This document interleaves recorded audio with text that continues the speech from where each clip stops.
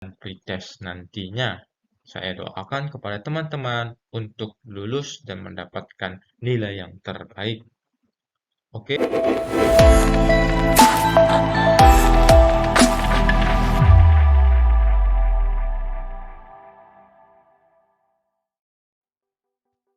Kembali lagi bersama channel Sobat Beken.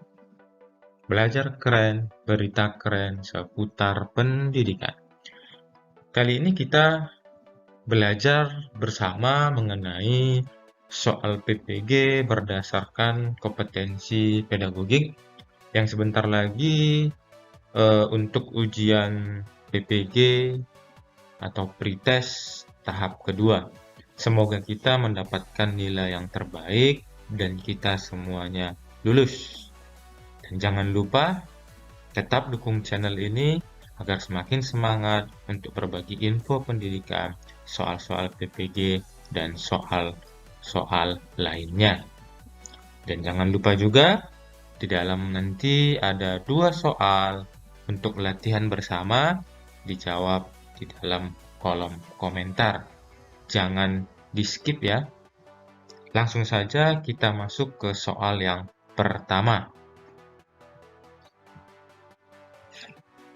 Dalam langkah kegiatan pembelajaran, Pak Agus Laksana Sumawiradidana mengarahkan peserta didik untuk menemukan serta mencari jawaban atas suatu permasalahan yang tentunya dilakukan dengan cara sistematis, logis, dan kritis, dan dianalisis dengan perhitungan yang matang.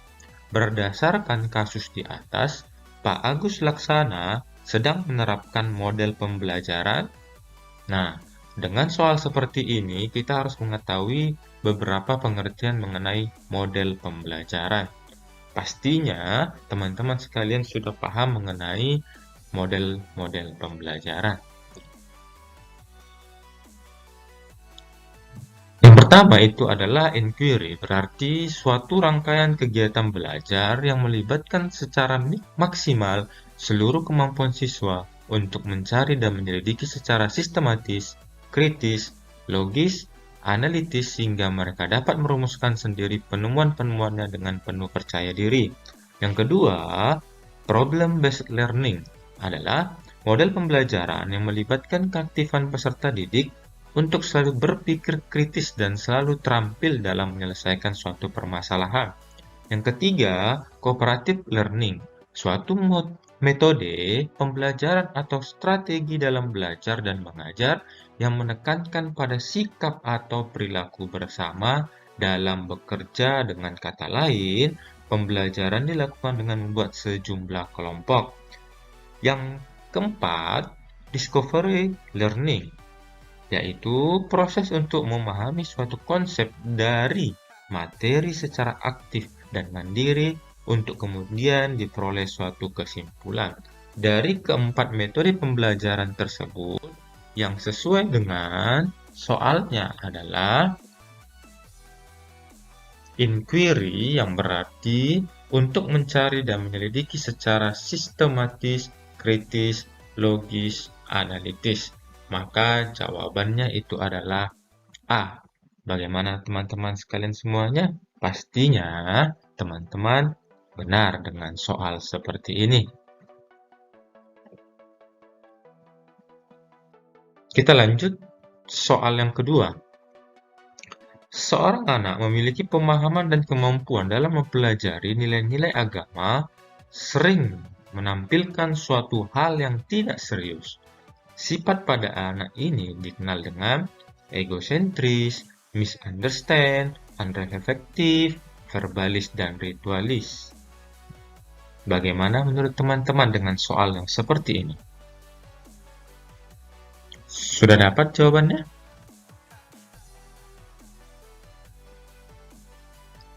Oke, satu-satu kita bahas apakah teman-teman semuanya benar dengan soal seperti ini.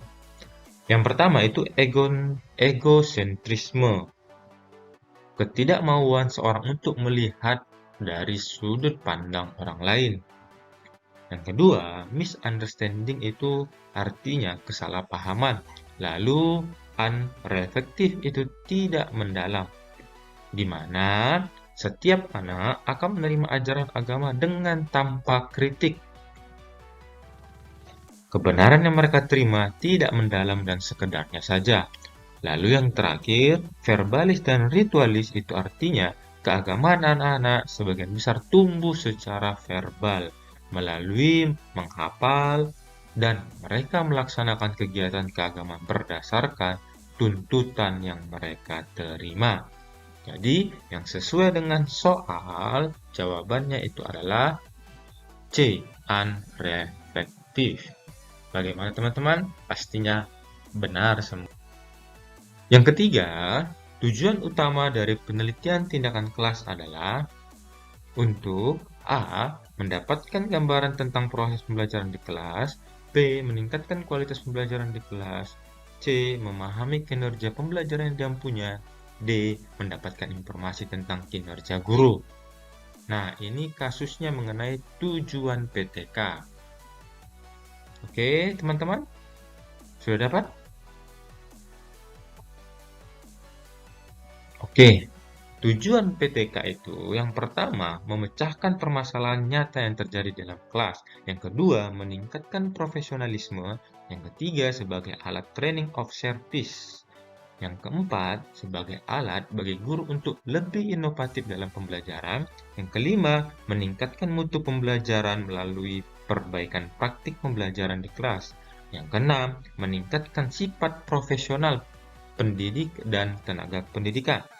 Yang ketujuh, meningkatkan efisiensi pengelolaan pendidikan melalui perbaikan proses pembelajaran.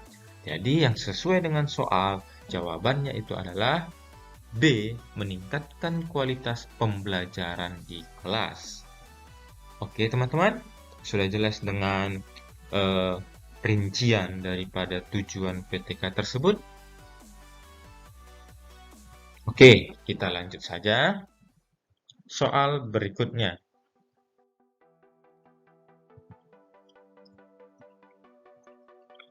Pembelajaran yang berpusat pada siswa didasari prinsip pembelajaran konstruktivisme.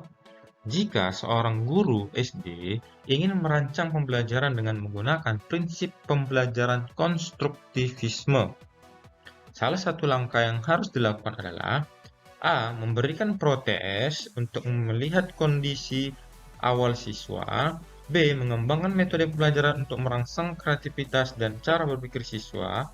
C. Memberikan kesempatan pada peserta didik untuk berbagai pengalaman terkait materi. D. Melakukan penilaian yang berbasis problem solving. E. Memilih siswa dalam mengaplikasikan konsep-konsep baru ke situasi yang nyata. Oke, bagaimana teman-teman dengan prinsip pembelajaran konstruktivisme? Oke, sebelumnya kita harus tahu apa itu konstruktivisme.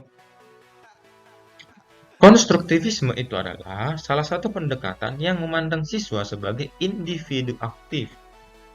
Oke, sebagai individu aktif. Lalu, langkah-langkah pembelajaran konstruktivisme itu adalah mendorong kemandirian dan inisiatif. Lalu, guru mengajukan pertanyaan terbuka, siswa merespon, mendorong siswa berpikir tingkat tinggi, siswa terlibat aktif dalam diskusi, siswa terlibat dalam pengalaman yang menantang, guru menggunakan data mentah, sumber-sumber utama, dan materi-materi lainnya. Jadi, yang sesuai dengan soal, pembelajaran konstruktivisme itu langkahnya adalah mendorong kemandirian inisiatif siswa dalam belajar, atau yang sesuai dengan soalnya itu jawabannya adalah D. Melakukan penilaian berbasis problem solving. Oke teman-teman, jelas ya dengan penjabaran dari langkah-langkah pembelajaran konstruktivisme. Semoga kita dapat menjawab pertanyaan-pertanyaan dalam ujian pretest nantinya. Saya doakan kepada teman-teman untuk lulus dan mendapatkan nilai yang terbaik. Oke, kita lanjut saja soal berikutnya. Kegiatan yang harus dilakukan setelah pembelajaran adalah refleksi.